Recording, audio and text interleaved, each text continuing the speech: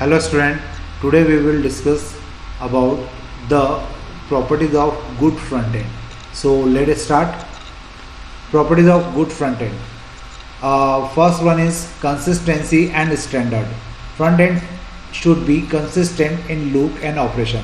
अगर हम लोग एक फ्रंट एंड डिज़ाइन कर रहे हैं तो फ्रंट एंड कैसा होना चाहिए, उसका लुक और उसका जो डिज़ाइन है वो कंसिस्टेंट होना चाहिए, एक जैसा होना चाहिए, बार बार बदलना नहीं चाहिए. It should follow a standard design and conventions for window, menus, dialog boxes and labels.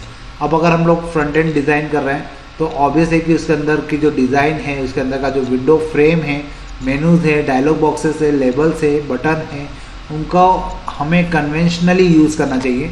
ऐसा ना हो कि आप उसके जो बटन है या जो मेनूज बॉक्सेस है, डायलॉग बॉक्सेस है, उनको कुछ अजीब ही डिज़ाइन दे दें. तो अदरवाइज़ क्या होगा कि आपका जो लुक है फ्रंट एंड का वो बिगड़ जाएगा और बहुत ज़्यादा अट्रैक्टिव ना होगा और यूज़र उससे बाहर हो जाएगा. Next one is user familiar and good looking design. Front end should B user familiar and always keep user informed about what is going on. Front end जो होता है वो यूज़र के साथ फेमिलियर होना चाहिए. मतलब यूज़र जब भी उस फ्रंट एंड पे जाए या जब भी उस एप्लीकेशन पे जाए तो उसको लगना चाहिए कि ये मेरी खुद की एप्लीकेशन है और मेरी खुद की एप्लीकेशन के साथ साथ उसको ये पता चलते रहना चाहिए कि वो क्या कर रहा है और साथ में उसको आगे क्या करना है. It should contain relevant information in visible font size and colour.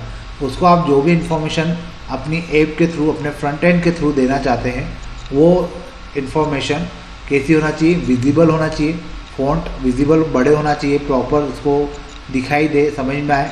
फिर साइज़ उसकी एक जैसी होना चाहिए. ऐसा ना हो कि आपके फ्रंट एंड में किसी पैराग्राफ के फ़ॉन्ट की साइज़ अलग है, दूसरे में अलग है, उनकी स्टाइल अलग है, उनका कलर अलग है. हाँ, कहीं ज़रूरत हो अलग से मेंशन करने की तो बात अलग है. अदरवाइज़ अननेसेसरी फ़ॉन्ट की साइज़ को, स्टाइल को बदलना आपके फ्रंट एंड को बिगाड़ देगा और उसका जो कलर है उसका आपको ध्यान रखना चाहिए. Third one is error prevention and recovery. Front end should be to identify and prevent data entry errors and support recovery in case of failure. अब फ्रंट एंड जो होता है वो हमेशा आप जब भी डिज़ाइन करें तो वो एरर फ्री होना चाहिए. अगर बाय चांस उसमें कहीं एरर आ रही है, कोई डेटा एंट्री की एरर है या उसमें कहीं कुछ इशू आ रहा है तो उसको आइडेंटिफाई करना भी फ्रंट एंड का ही काम होता है. तो फ्रंट एंड को ये समझ में आना चाहिए जब आप उसको डिज़ाइन कर रहे हैं, उसी के अंदर ये लॉजिक होना चाहिए कि अगर यूज़र ने गलत डेटा की एंट्री कर दी या उसने कहीं पर गलत डेटा डाल दिया तो उसको किस प्रकार से रिकवर किया जाए, या किसी केस में आपका फ्रंट एंड फेलियर हो गया तो उस कंडीशन में किस प्रकार से उसको वापस से इनेबल किया जाए या किस प्रकार से उस फ्रंट एंड को एक्टिव किया जाए. ये भी फैसिलिटी आपको क्या करना चाहिए, फ्रंट एंड बनाते समय ध्यान में रखना चाहिए. और बाय चांस कभी फ्रंट एंड आपका फेल होता है तो उस कंडीशन में जो डेटा उसके अंदर फिलअप किया गया था वो कहीं लॉस ना हो, इसका भी आपको ध्यान रखना चाहिए. क्योंकि कभी यूज़र ने डेटा एंटर कर दिया और 3 या 4 पेज का डेटा था और उसके बाद आपका जो फ्रंट एंड है वो फेल हो गया तो यूज़र ऑब्वियस है कि आपके फ्रंट एंड से बाहर आ जाएगा और अगली बार से उस एप्लीकेशन को यूज़ करने के पहले 10 बार सोचेगा कि अगर लास्ट टाइम पे जाके डेटा या आपका फ्रंट एंड फेल हो गया तो मेरी तो इतनी मेहनत वेस्ट हो जाएगी. तो सीधी सी बात है कि जितना डेटा यूज़र फिलअप कर चुका है वो सेव हो जाना चाहिए ताकि कभी बाय चांस इन केस आपका फ्रंट एंड फेल होता है या सॉफ्टवेयर क्रैश होता है या किसी भी कारण से आपकी वेबसाइट बंद हो जाती है या आपकी एप्लीकेशन बंद हो जाती है तो जितना डेटा यूज़र ने सेव किया था वो उसको सेव फॉर्म में मिल जाए, अगली बार उसको वापस से उतनी मेहनत ना करना पड़े. Fourth one is flexibility and efficiency of use. Front end should facilitate to expert user as well as new user and support customization as per user need. Front end जो होता है वो कोई एक्सपर्ट यूज़र के लिए भी उतना ही easy होना चाहिए जितना न्यू यूज़र के लिए हो. मतलब एक्सपर्ट जो होते हैं किसी एप्लीकेशन, मान लीजिए कोई यूज़र है वो एप्लीकेशन को 10 बार चलाता है तो ऑब्वियस है कि वो एक्सपर्ट हो चुका है. और एक नया यूज़र है जो आपकी एप्लीकेशन को फर्स्ट टाइम खोल रहा है तो उसके लिए भी आपकी एप्लीकेशन, आपका फ्रंट एंड इतना ईजी होना चाहिए कि वो एप्लीकेशन को देखकर या फ्रंट एंड को देखकर समझ जाए कि उसको नेक्स्ट स्टेप क्या करना है. ताकि वो नेक्स्ट टाइम भी आपकी एप्लीकेशन से जुड़ा रहेगा। और कभी ज़रूरत पड़े तो आपके फ्रंट एंड में भी फैसिलिटी आपके लिए तो होना ही चाहिए कि आप उसको कस्टमाइज़ कर सकें, लेकिन यूज़र के लेवल पर भी कुछ ना कुछ फैसिलिटी हम उसको प्रोवाइड कर सकते हैं कि वो अपने हिसाब से फ्रंट एंड को कस्टमाइज़ कर सकें। जैसे मान लीजिए मैंने एक फ्रंट एंड क्रिएट किया है और मैंने फ्रंट एंड जो क्रिएट किया है बहुत लाइट शेड में किया है। लाइट शेड में मतलब जो उसका बैकग्राउंड है बहुत लाइट है और उसके ऊपर जो फॉन्ट लिखे हैं वो बहुत इंटेंस है। तो उस कंडीशन में कभी हो सकता है यूज़र नहीं चाहता इतना लाइट बैकग्राउंड देखना और इतना इंटेंस फॉन्ट को देखना, तो उसको अपन ये ऑप्शन दे सकते हैं कि वो फॉन्ट के इंटेंसिटी को कम कर दे और बैकग्राउंड का डार्कनेस को बढ़ा दें। तो ये फैसिलिटी हम उसको प्रोवाइड कर सकते हैं। तो इस प्रकार से हम लोग क्या कर सकते हैं, जब फ्रंट एंड डिज़ाइन करें तो कुछ और भी फैसिलिटी है। तो मैंने आपको केवल एक एग्जांपल दिया, मतलब मैं यूज़र को क्या है यहाँ पे कस्टमाइजेशन का ऑप्शन दे रहा हूँ कि वो फ्रंट एंड का जो डिज़ाइन है वो अपने अकॉर्डिंग सेट कर सकता है, अपने विजिबिलिटी के हिसाब से, अपने विजुअल्स के हिसाब से वो क्या कर सकता है, फ्रंट एंड के कलर को, फ़ॉन्ट की साइज़ को, फ़ॉन्ट की स्टाइल को बदल सकता है। लेकिन हाँ, आप इतना कस्टमाइजेशन उसको दे रहे हैं, लेकिन इतना ज़रूर याद रखिए कि उससे आपके फ्रंट एंड की जो बेसिक लॉजिक है उस पर चेंजेस ना आए। तो उतना कस्टमाइजेशन का हक आप अपने कस्टमर को या आप अपने यूज़र को दे सकते हैं। उससे यूज़र भी बहुत ज़्यादा फेमिलियर होगा और वो भी उस एप्लीकेशन को अपना समझकर यूज़ कर पाएगा। Fifth point, help, support and documentation. A good front end provide help documentation for its operation and explain itself। हम जितनी भी एप्लीकेशंस बनाते हैं उसमें हमेशा हेल्प सपोर्ट का एक ऑप्शन रखते हैं, डॉक्यूमेंटेशन का एक ऑप्शन रखते हैं, ताकि कोई अगर उस एप्लीकेशन को देखकर उसको समझना चाहे कि ये एप्लीकेशन किस प्रकार से वर्क कर रही है, तो वो उसको देखकर उसका ट्री स्ट्रक्चर जो हायरार्किकल डायग्राम होता है उसको देखकर समझ सकता है कि किस प्रकार से यहाँ पे ऑपरेशन को परफॉर्म किया जा रहा है। हाँ, अगर कोई आपका सीक्रेट है कुछ, मतलब आपका पेटेंट डॉक्यूमेंट है, तो आप उसको शो नहीं करें तो कोई बड़ा इशू नहीं है। लेकिन अगर ओपन सोर्स सॉफ्टवेयर है तो उसके साथ हम लोग सपोर्ट और डॉक्यूमेंटेशन को प्रोवाइड कर सकते हैं, ताकि यूज़र क्या कर सकें, वहाँ पर अगर चाहे तो हेल्प ले सकता है जो भी फ्रंट एंड आपने बनाया है उसकी। अब अपन देखते हैं इसके बाद जो नेक्स्ट टॉपिक है, commonly used controls for GUI design. मान लीजिए अगर आपको ग्राफिकल यूज़र इंटरफेस का डिज़ाइन करना है, मतलब वही GUI डिज़ाइन मतलब जनरली फ्रंट एंड को ही बोला जाता है। अगर आपको फ्रंट एंड डिज़ाइन करना है तो आपको कौन कौन से कंट्रोल्स को यूज़ करना चाहिए या करना पड़ेगा, वो दोनों चीज़ें यहाँ पे अपन ने लिखी है। और वैसे ये टॉपिक जो है ये हम लोग काफ़ी पहले 11th में भी पढ़ चुके हैं और 12th में भी हमारा जो स्टार्टिंग के 3rd चैप्टर था उसमें ये टॉपिक था। तो एक बार अपन शॉर्ट में इसको देख लेते हैं, आपको इजीली समझ में भी आ जाएगा। द फॉलोइंग कंट्रोल्स और विंडो गेजेट। आपने विडगेट नाम सुना होगा या आपके मोबाइल में देखा होगा, इसका फुल फॉर्म होता है window gadget. Window gadget are commonly use during the design of front end. Front end जब हम लोग बनाते हैं तो हम लोग इन विंडो गेजेट्स का यूज़ करते हैं और इनके बिना कोई भी शायद फ्रंट एंड नहीं बन सकता। तो सबसे पहले होता है फ्रेम। आप लोगों को याद हो हमने कैलकुलेटर की एप्लीकेशन बनाई थी, उस कैलकुलेटर की एप्लीकेशन बनाने के लिए हमने सबसे पहले फ्रेम लिया था, जे फ्रेम लिया था अपन ने। तो जे फ्रेम के बिना तो हम लोग कोई एप्लीकेशन बना ही नहीं सकते। तो सीधी सी बात है कि हमें यहाँ पे फ्रेम लेने की ज़रूरत है। फ्रेम एक प्रकार का फॉर्म होता है, एक विंडो होती है जिस पर हम लोग दूसरे कंपोनेंट को इनेबल करते हैं और दूसरे कंपोनेंट को इनेबल करने के बाद वो क्या बन जाता है, एक एप्लीकेशन बन जाता है। फिर लेबल। लेबल क्या होता है, ये नॉन एडिटेबल टेक्स्ट होता है जो हम लोग जो एज अ यूज़र उसको मतलब वहाँ पे टेक्स्ट लिखता है, लेकिन वहाँ पर यूज़र कुछ भी उस टेक्स्ट में चेंजेस नहीं कर सकता।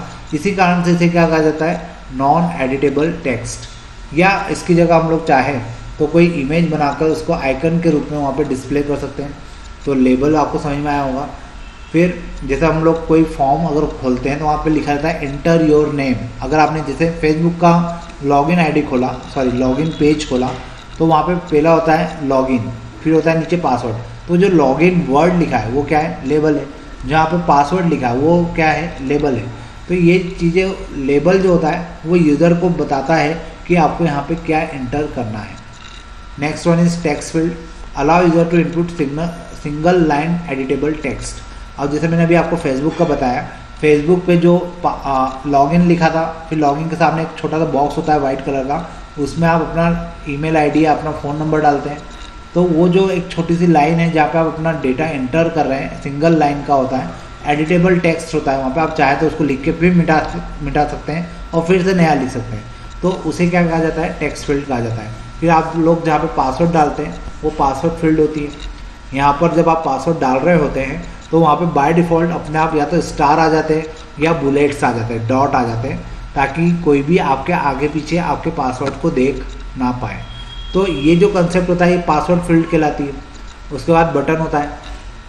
मैं लॉगिन पेज की ही बात कर रहा हूँ फेसबुक के, वहाँ पे लॉगिन का ऑप्शन होता है और कैंसिल का ऑप्शन होता है। तो जो लॉगिन का ऑप्शन है वो बटन कहलाता है, जिस पे लॉगिन लिखा रहता है और कैंसिल लिखा रहता है वो भी बटन होता है। ठीक है। An action is generated when pushed. जब आप उस बटन पे प्रेस करते हैं तो एक्शन परफॉर्म होती है। अगर आपने लॉगिन आईडी और पासवर्ड सही डाला है तो आप कहाँ पहुँच जाएंगे, अकाउंट के अंदर पहुँच जाएंगे। और अगर आपने लॉगिन आईडी पासवर्ड में कुछ गड़बड़ कर दी है तो आपको एक एरर मैसेज मिलेगा। ठीक है। तो वो जब आप बटन को प्रेस करते हैं तो ही ये एक्शन परफॉर्म होती है, इसलिए यहाँ पे क्या लिखा है, एन एक्शन इज जनरेटेड। ठीक है। Next one is text area. Text area क्या होता है, ये टेक्स्ट फील्ड हमने जो पढ़ा था ये सिंगल लाइन का होता है, लेकिन जब हम लोग मल्टीपल लाइन में कुछ लिखना चाहते हैं, यूज़र से इनपुट लेना चाहते हैं, तो हम लोग किसका यूज़ करते हैं, टेक्स्ट एरिया का। Allow user to input multi line editable text. आपने कभी किसी वेबसाइट के लास्ट पेज पर जाकर जहाँ पे कॉन्टैक्ट लिखा होता है उस टैब के अंदर जाकर कभी आपने नोटिस किया हो कि वहाँ पर वो आपसे बोलते हैं कि अगर आपको कोई फीडबैक देना हो, आपको कोई क्वेरी हो, तो आपके सामने एक बॉक्स होता है बड़ा सा वाइट कलर का, उसमें आप अपना कमेंट लिख के डाल सकते हैं। तो वो जो कमेंट लिखने की जगह होती है वो क्या कहलाता है, टेक्स्ट एरिया। वो मल्टी लाइन का होता है और इसके पहले हमने जो ऊपर पढ़ा टेक्स्ट फील्ड वो सिंगल लाइन का होता है। फिर चेक बॉक्स क्या होते हैं, ये स्क्वायर शेप के छोटे छोटे से बॉक्स होते हैं जिस पे हम लोग टिक लगाते हैं। अगर मल्टीपल आपको ऑप्शन सिलेक्ट करना है तो हम लोग चेक बॉक्स का यूज़ करते हैं। फिर नेक्स्ट होता है रेडियो बटन। रेडियो बटन क्या होता है, ये सर्कुलर पार्ट होता है, ये भी सिलेक्शन का ही पार्ट होता है, लेकिन यहाँ पर हम लोग इसका यूज़ कब करते हैं, जब हमें मल्टीपल ऑप्शन में से कोई एक सिलेक्ट करना होता है। और मल्टीपल ऑप्शन में से जब कोई एक सिलेक्ट करना होता है और बाकी के डिससिलेक्ट हो जाते हैं बाय डिफ़ॉल्ट, तो उसे हम लोग क्या बोलते हैं, रेडियो बटन।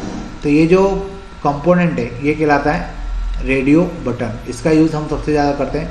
मैं आपको इसका एग्जांपल बताऊं, जेंडर का अगर कोई आप फॉर्म भर रहे हैं तो वहाँ जेंडर का जो ऑप्शन होता है, तो जेंडर में दो ही ऑप्शन हमारे पास होते हैं, या तो मेल या तो फीमेल। तो अगर आपने मेल पे क्लिक किया तो फीमेल अनसिलेक्ट हो जाएगा, अनचेक हो जाएगा, और अगर आपने फीमेल पे टिक किया है तो मेल अपने आप अनचेक हो जाएगा। तो ये रेडियो बटन होते हैं। उसके बाद होता है लिस्ट। यहाँ पर हम लोग किसी भी आइटम की लिस्ट प्रोवाइड कर सकते हैं ताकि यूज़र उसमें से मल्टीपल ऑप्शंस को सिलेक्ट कर सकें। फिर लास्ट होता है कॉम्बो बॉक्स। कॉम्बो बॉक्स जो होता है उसमें ये ड्रॉप डाउन लिस्ट होती है, इसमें से यूज़र केवल एक ही ऑप्शन को सिलेक्ट कर सकता है। उसको मल्टीपल चॉइस दिखाई देती है लेकिन वो सिलेक्ट एक ही को कर सकता है। तो कॉम्बो बॉक्स का नाम कॉम्बो बॉक्स इसलिए रखा गया क्योंकि कॉम्बिनेशन होता है लिस्ट का और टेक्स्ट बॉक्स का। तो ये कुछ कंपोनेंट है, या इनको मैं ऐसा बोल सकता हूँ कि कंट्रोल्स है, जिनका यूज़ हम लोग किसी भी एप्लीकेशन को बनाने के लिए करते हैं। और जब कोई एप्लीकेशन बना रहे हैं, GUI डिज़ाइन हम लोग बना रहे हैं, तो वो क्या कहलाता है, फ्रंट एंड कहलाता है। क्लियर है। तो फ्रंट एंड का हम लोग यूज़ कहाँ करते हैं, क्यों करते हैं, होपफुली आपको समझ में आया होगा। इसके बाद हम बात करेंगे बैकएंड के डिज़ाइन की। और बैकएंड जो होता है उसको डेटाबेस भी कहा जाता है। मैंने जैसा आपको लास्ट लेक्चर में भी कहा था, बैकएंड एक प्रकार का डेटाबेस ही होता है। तो अपन इसके बारे में पढ़ते हैं कि इसमें क्या है। Any IT application usually stores a lot of data in the form of database called backend that responds to the request of the front end or user। कितनी जो भी IT एप्लीकेशन हम लोग बनाते हैं उसमें जितना भी डेटा होता है वो स्टोर करने के लिए हमें डेटाबेस की ज़रूरत पड़ती है, और ये जो डेटाबेस है इसी को हम लोग क्या बोलते हैं, बैकएंड बोलते हैं। that responds to the request of the front end और यूज़र। अब इस बैकएंड का काम क्या होता है कि जो भी रिक्वेस्ट फ्रंट एंड की तरफ से आइए या किसी यूज़र की तरफ से आइए उसको रिस्पॉन्स करना। तो इसको रिस्पॉन्स करने के लिए जितनी भी एप्लीकेशन जो भी बैकएंड होता है या डेटाबेस होता है वो फ्रंट एंड को रिस्पॉन्स करता है या यूज़र को रिस्पॉन्स करता है। A database can be defined as a collection of interrelated data stored together to serve the application।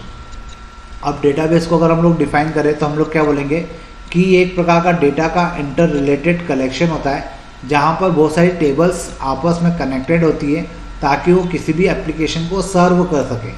Application को सर्व करने का मतलब है कि जो भी फ्रंट एंड आपने बनाया है और आप उसके बेसिस पे जो भी रिक्वेस्ट जो भी क्वेरी आप फायर कर रहे हैं तो डेटाबेस से वो डेटा या तो स्टोर हो जाएगा वहाँ पे जाके या वहाँ से वो डेटा एक्सेस हो जाएगा। Basically it work as a computer based record keeping system. अगर हम लोग इसको बोलें कि एक प्रकार का computer based record keeping system है तो कोई गलत बात नहीं है, क्योंकि यहाँ पर हम लोग बेसिकली क्या कर रहे हैं, डेटा को सेव कर रहे हैं या डेटा को स्टोर कर रहे हैं। A database is managed by database management system which is responsible to maintain database and facilitate users to insert, modify, delete and search query information stored in the database in the form of records। हमने DBMS के बारे में पढ़ा था इसके पहले के chapters में और उसकी क्वेरीज के बारे में पढ़ा था। तो डेटाबेस मैनेजमेंट सिस्टम से आप लोग बहुत अच्छे से अवेयर हैं कि डेटाबेस मैनेजमेंट सिस्टम होता क्या है या इसका काम क्या होता है। मैं फिर भी आपको एक बार शॉर्ट में बता देता हूँ कि जो डेटाबेस मैनेजमेंट सिस्टम है ये एक प्रकार का ऐसा सिस्टम है जिसमें हम लोग डेटा को स्टोर करते हैं, मैनेज करते हैं, मेंटेन करते हैं और इसको मेंटेन करने के साथ इसमें हम लोग डेटा को इंसर्ट कर सकते हैं, इसमें से डेटा को डिलीट कर सकते हैं, मॉडिफाई कर सकते हैं, डेटा को सर्च कर सकते हैं या कोई इन्फॉर्मेशन इसमें ले जाके सेव कर सकते हैं। तो ये जो इन्फॉर्मेशन होती है ये किस फॉर्म में सेव होती है, रिकॉर्ड्स के फॉर्म में, ताकि इन फ्यूचर इसका हम लोग रेफरेंस ले सकें या इसका हम लोग यूज़ कर सकें। अ डेटाबेस में contain several tables to store records and avoid data redundancy. जो डेटाबेस होते हैं वो बहुत सारी टेबल्स को अपने अंदर लिए हुए होते हैं, या मैं ऐसा कहूँ कि जितना भी डेटाबेस होता है वो टेबल्स के फॉर्म में होता है ताकि उसके अंदर डेटा को टेबल्स के अंदर रखा जा सके। और जब वो डेटा टेबल्स के अंदर होता है तो उन्हें रिकॉर्ड्स कहा जाता है। सिंगल रो को एक रिकॉर्ड्स कहा जाता है, जैसा मैं आपको बहुत पहले के लेक्चर्स में भी बता चुका हूँ। तो सिंगल रो को रिकॉर्ड्स कहा जाता है और वहाँ पर हम लोग कोशिश करते हैं कि जो डेटा की रेडुडेंसी है उसको अवॉइड किया जा सके, क्योंकि डेटा की जो रेडुडेंसी है उसके कारण क्या होगा, आपका डेटाबेस करप्ट होता चला जाएगा। और रेडुडेंसी का मीनिंग भी आपको पता है, क्योंकि हमने जब डेटाबेस वाला चैप्टर पढ़ा था तो हमने बात की थी डेटाबेस की प्रॉपर्टीज़ क्या क्या है या इसके फीचर्स क्या क्या है। तो उसमें रेडुडेंसी वर्ड आया था, फर्स्ट पॉइंट ही था। रेडुडेंसी का मतलब होता है डुप्लीकेसी। तो हम लोग यहाँ पे डेटाबेस जब भी क्रिएट करते हैं, बैकएंड जब भी बनाते हैं तो उसमें डुप्लीकेट वैल्यूज़ को हमेशा अवॉइड करते हैं। अ टेबल में hold some constraint to ensure validity of data and key like primary key and foreign key etcetera. अब यहाँ पे जो टेबल की बात की जा रही है कि डेटाबेस के अंदर टेबल्स होती है, तो इन टेबल्स के अंदर कुछ कंस्ट्रेंट भी होते हैं। ये कंस्ट्रेंट वाला पार्ट भी हम लोग पढ़ चुके हैं। ये जो कंस्ट्रेंट होते हैं वो इस बात को एंश्योर करते हैं कि इसके अंदर का जो डेटा है वो क्या है, वैलिड है। और इसके अंदर कुछ कीज़ का कंसेप्ट भी होता है जिसको हम लोग प्राइमरी की और फॉरेन की के नाम से जानते हैं। तो ये जो की का कंसेप्ट है, इस की के कंसेप्ट के कारण ही डेटाबेस में से डेटा को एक्सेस किया जा सकता है, या जो मल्टीपल टेबल्स होती है उनको आपस में कनेक्ट करने का काम कौन करता है, ये डेटाबेस की कीज़ का ही काम होता है। तो इस प्रकार से हम लोग क्या करते हैं, जब भी कोई डेटाबेस अगर हमें क्रिएट करना है तो वो एक प्रकार का फ्रंट एंड होता है किसी भी एप्लीकेशन के लिए। या अगर आपको कहीं पर किसी एप्लीकेशन के बैकएंड की बात सुनाई दे तो आपको हमेशा समझ में आना चाहिए कि वहाँ पर किस मैटर पे बात हो रही है, वहाँ डेटाबेस की बात हो रही है। तो इस प्रकार से अब आपको शायद समझ में आया होगा कि कोई भी एप्लीकेशन जब डिज़ाइन की जाती है तो उसके दो पार्ट होते हैं, एक होता है फ्रंट एंड और एक होता है बैक एंड। तो जो फ्रंट एंड है वो फ्रंट एंड मैंने आपको बताया कि एक प्रकार का पेज होता है, एक प्रकार का फॉर्म या फ्रेम होता है जिस पर अलग अलग कंपोनेंट का यूज़ करके उसको डिज़ाइन किया जाता है और उसके अंदर यूज़र से इंफॉर्मेशन को कलेक्ट किया जाता है, ठीक है। और फिर वो जो इन्फॉर्मेशन होती है वो फ्रंट एंड कहाँ भेजता है, बैक एंड के पास। अब अगर वो इन्फॉर्मेशन हमें सेव करना है तो डेटाबेस में जाकर वो सेव हो जाती है, या उस इन्फॉर्मेशन के बेसिस पर अगर हमें कोई डेटा सर्च करना है तो डेटाबेस में जो पहले से डेटा स्टोर्ड है उसमें वो इन्फॉर्मेशन सर्च की जाती है।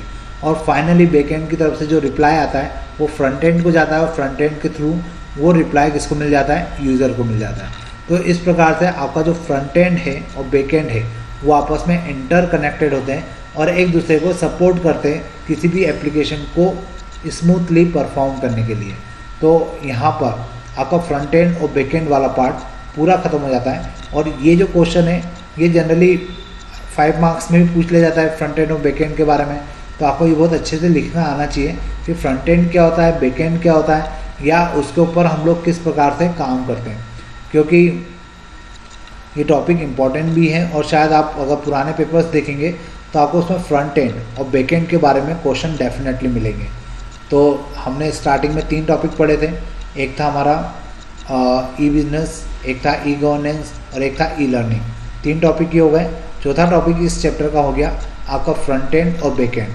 तो इसके ऊपर क्वेश्चंस पूछे जाते हैं और काफ़ी 5 मार्क्स से क्वेश्चन भी आ जाते हैं, शॉर्ट नोट भी आ जाते हैं।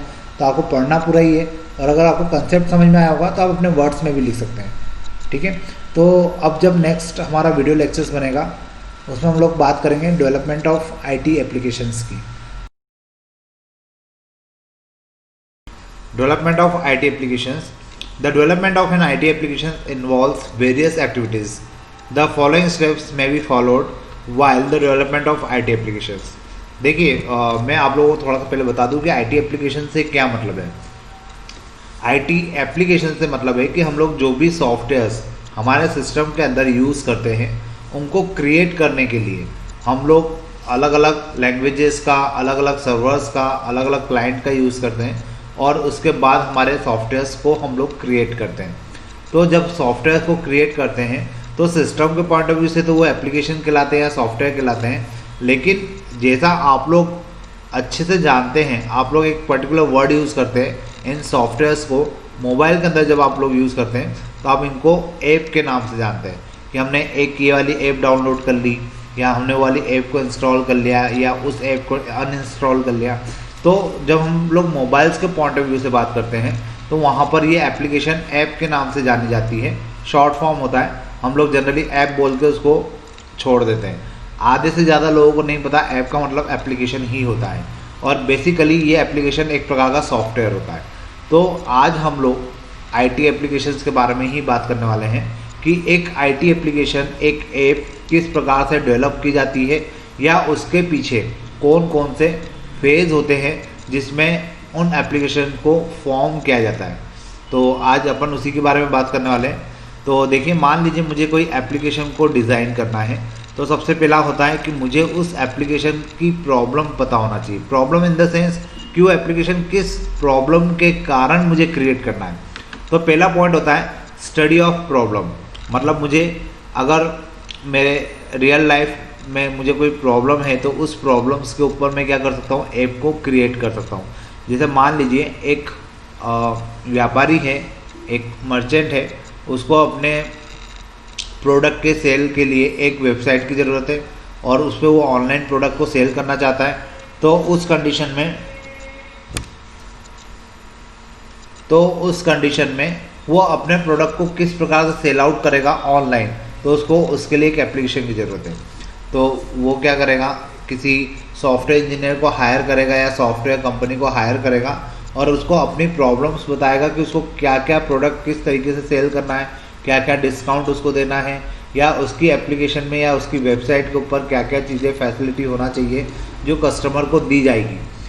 जब इस बारे में बात की जाती है सॉफ्टवेयर कंपनी के साथ, तो सॉफ्टवेयर कंपनी की तरफ से कुछ एम्प्लॉय जो कि आपकी स्टडी जो प्रॉब्लम ऑफ द स्टडी होती है,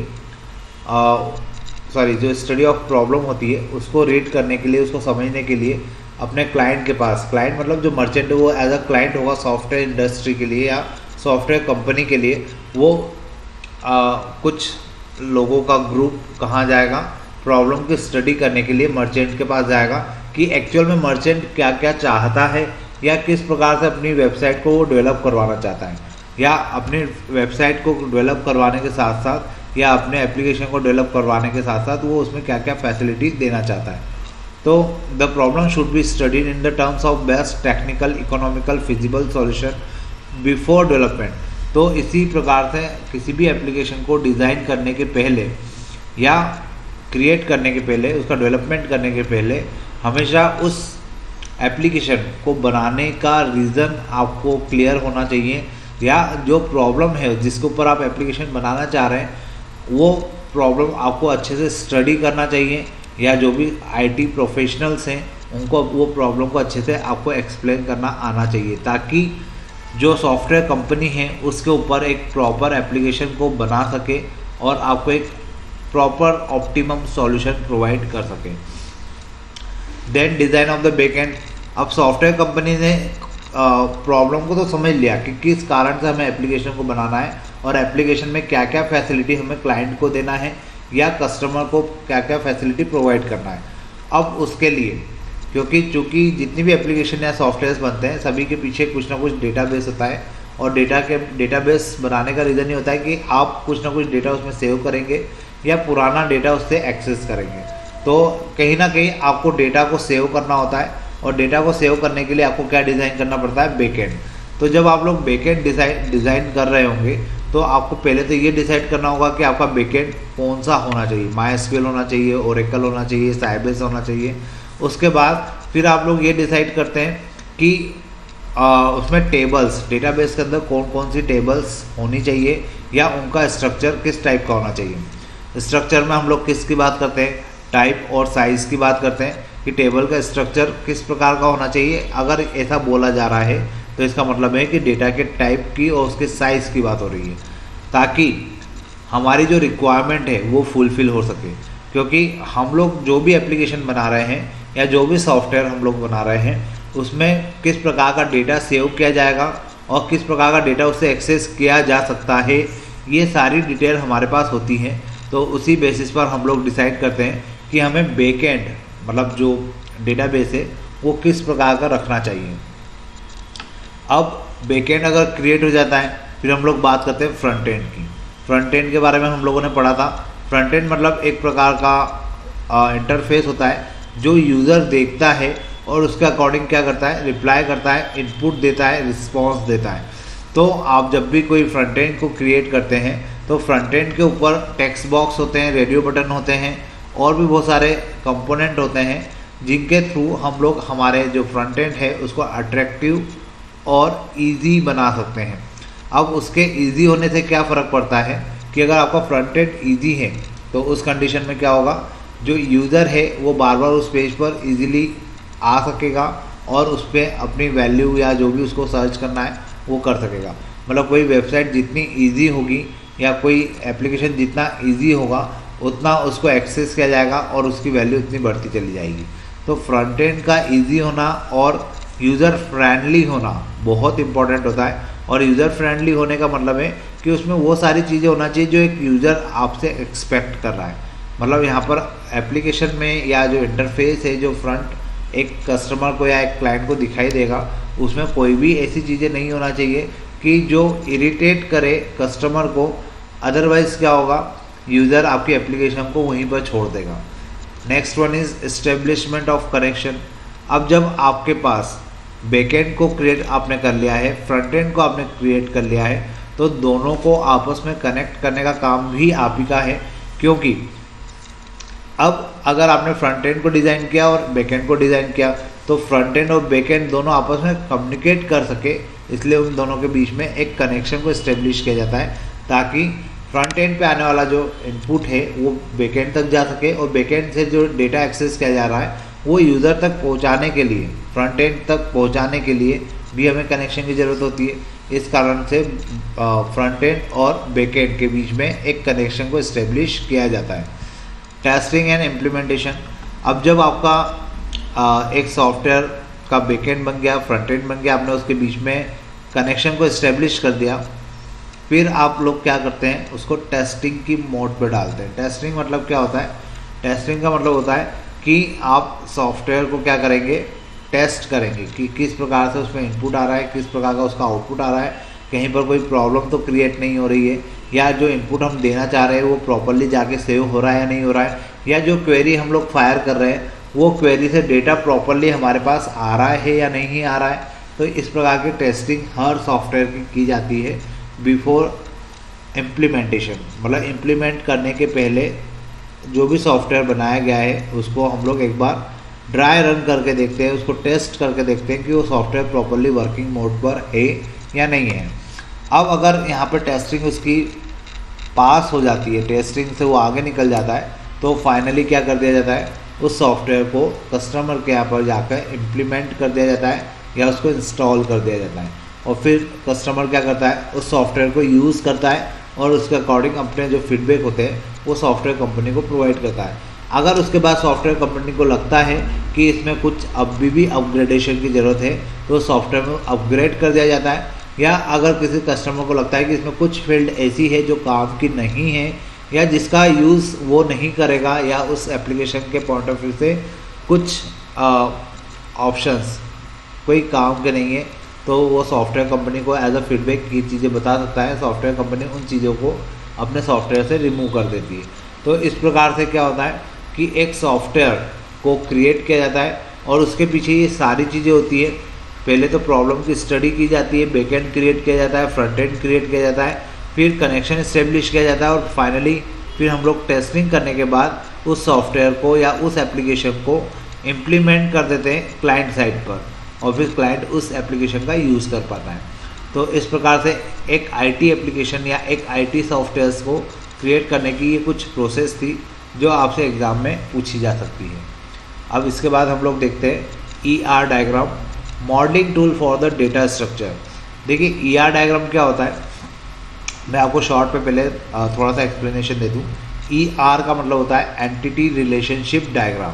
अब इसको बनाने की ज़रूरत क्या है, तो हम लोग जब भी मान लीजिए मुझे एक घर बनाना है और मेरे पास एक प्लॉट है, खाली जगह है और उस जगह पर मुझे घर बनाने के लिए मैं अगर किसी को बुला कर रहा हूँ, किसी इंजीनियर को, तो क्या वो डायरेक्टली घर बनाना स्टार्ट कर देगा? नहीं।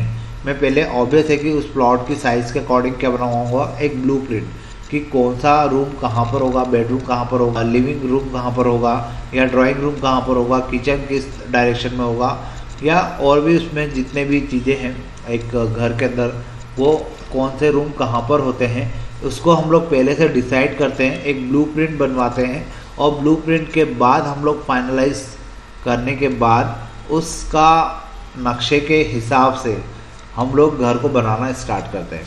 तो वैसे ही जब हम लोग कोई सॉफ्टवेयर बनाते हैं, बेसिकली उसमें हम लोग डेटाबेस की बात करेंगे।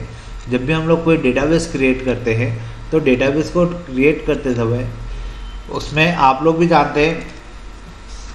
भी जानते हैं कि किस प्रकार से डेटाबेस के अंदर बहुत सारी टेबल्स होती है या बहुत सारे उसके अंदर कॉलम और रोज़ होती हैं।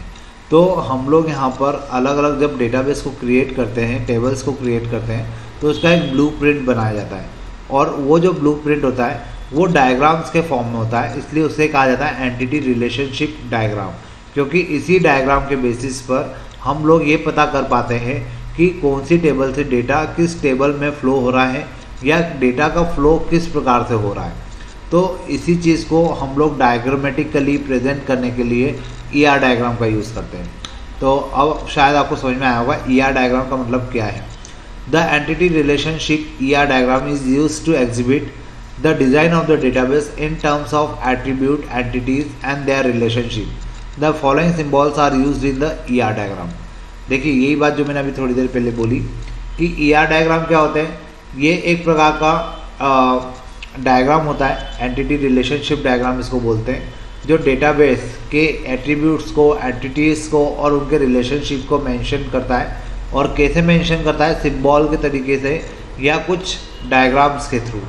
तो इसे हम लोग ER डायग्राम बोलते हैं। और हर यहाँ पर टाइप के लिए, जैसे टेबल है, टेबल के अंदर एट्रीब्यूट है, एट्रीब्यूट के अंदर रिकॉर्ड्स है, यहाँ पर सभी चीज़ों के लिए कुछ स्पेसिफिक डायग्राम होते हैं।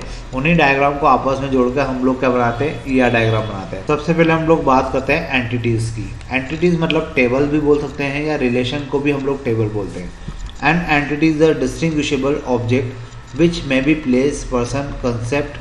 For example, a student, teacher, account, book, etc. It is represented by a rectangular box. हम लोग एंटिटीज़ बोले या रिलेशन बोले और या उसको टेबल बोले, तीनों का मीनिंग एक ही है। और इसको रिप्रेजेंट करने के लिए हम लोग रेक्टेंगुलर बॉक्स का यूज़ करते हैं।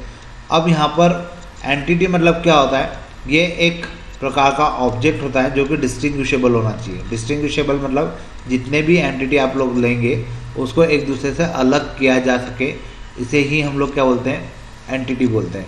अब ये जो एंटिटी है ये प्लेस हो सकती है, कोई पर्सन हो सकता है, कंसेप्ट हो सकता है। अब एग्जाम्पल की बात करें तो student, teacher, account, book etcetera, ये सब के सब क्या है, एंटिटी हैं। और इसको हम लोग रेक्टेंगुलर बॉक्स से रिप्रेजेंट करते हैं, जैसा मैंने अभी आपको थोड़ी देर पहले भी बोला था। रिलेशनशिप, अब रिलेशनशिप जो है ये क्या बताती है, अलग अलग एंटिटीज़ के बीच में रिलेशन को शो करती है। It shows the association among entities and may be one to many, many to many. It is represented by diamond shaped box connecting entities. देखिए यहाँ पर जब बात हो रही है अलग अलग एंटिटीज़ की, तो उनके बीच में जो रिलेशनशिप होता है उसको मेंशन करने के लिए हम लोग एक डायमंड शेप का स्ट्रक्चर यूज़ करते हैं, जिसको हम लोग डायमंड शेप्ड बॉक्स बोलते हैं। इस डायमंड शेप्ड बॉक्स के अंदर ही किसी रिलेशनशिप को मेंटेन किया जाता है या रिप्रेजेंट किया जाता है। अब ये जो रिलेशनशिप है ये 1 to 1 हो सकता है, 1 to many हो सकता है, many to many हो सकता है। और इसका काम होता है, ये जो रिलेशनशिप है इस बॉक्स के थ्रू हम लोग क्या करते हैं, किसी भी दो एंटिटीज़ के बीच में या किन्हीं भी दो ऑब्जेक्ट के बीच में रिलेशन को मेंटेन करने के लिए या मेंशन करने के लिए हम लोग इस डायमंड शेप बॉक्स का यूज़ करते हैं। तो ये बॉक्स काय के लिए होता है, शायद आपको समझ में आ गया होगा। इसके बाद हम लोग बात करते हैं एट्रीब्यूट की। किसी टेबल के अंदर जितने कॉलम होते हैं उन कॉलम को हम लोग एट्रीब्यूट बोलते हैं, और एंटिटी को एट्रीब्यूट के फॉर्म में बताने के लिए या कॉलम के फॉर्म में बताने के लिए हम लोग कौन सा स्ट्रक्चर यूज़ करते हैं, ओवल का, with the name of the attribute, और उसके साथ नेम ऑफ द एट्रीब्यूट भी लिख देते हैं। अब उसमें अगर कोई कॉलम प्राइमरी की का काम कर रहा है तो उसके नीचे अंडरलाइन कर दी जाती है, जिससे हमें ये समझ में आए कि ये टेबल का जो कॉलम है वो क्या है, प्राइमरी की है।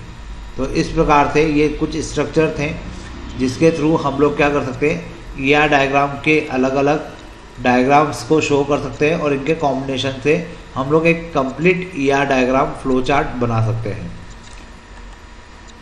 देखिए यहाँ पे एक एग्जांपल दिया हुआ है। इस एग्जांपल से हम लोग बहुत इजीली समझ सकते हैं कि किस प्रकार से डेटा का फ्लो हो रहा है या डेटाबेस बना हुआ है, और उस डेटाबेस के अंदर किस प्रकार से कौन सी टेबल किस दूसरी टेबल से कैसे कनेक्टेड है। तो let us model the simplest database of a school. यहाँ पे डेटा स्कूल नाम का डेटाबेस क्रिएट किया हुआ है। अ school contain 2 tables, teacher and student entity. यहाँ पर 2 टेबल है, एक इस टीचर नाम की और एक स्टूडेंट नाम की। अब इन दोनों टेबल्स में कुछ एट्रीब्यूट्स हैं जो ईआर डायग्राम के थ्रू क्या किए गए हैं, शो की गए हैं। Teachers is a relationship which connect both the entities. यहाँ पे टीचर्स क्या है, रिलेशनशिप है जो दोनों एंटिटीज़ को, या मैं यूँ कहूँ दोनों टेबल्स को जोड़ने का काम कर रहा है।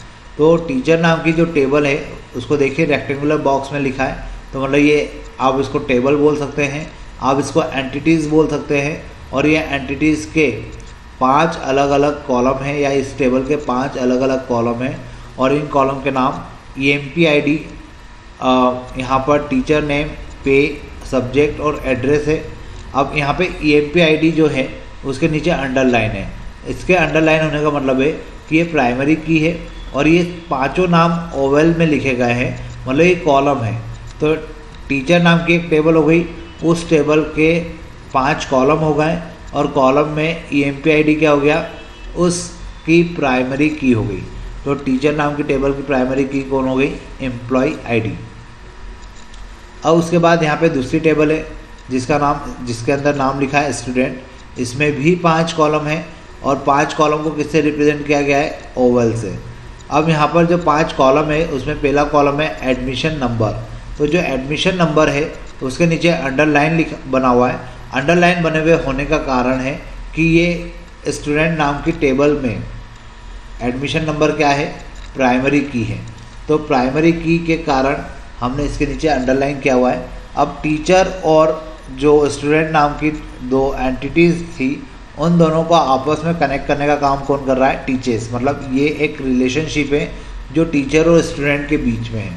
तो इस प्रकार से एक डेटाबेस के अंदर हमने केवल अभी 2 टेबल को रिप्रेजेंट किया हुआ है, और 2 टेबल के बेसिस पर हम लोग बता सकते हैं कि जब इनको फाइनली स्ट्रक्चर में कन्वर्ट किया जाएगा तो इस टाइप की टेबल बनेगी और उसके अंदर ये कॉलम होंगे, और टीचर नाम की टेबल बनेगी तो उसके अंदर ये कॉलम होंगे, और इनके बीच में जो रिलेशन होगा वो टीचर्स का होगा, ताकि क्या हो कि दोनों टेबल से किसी पर्टिकुलर डेटा को एक्सेस किया जा सके।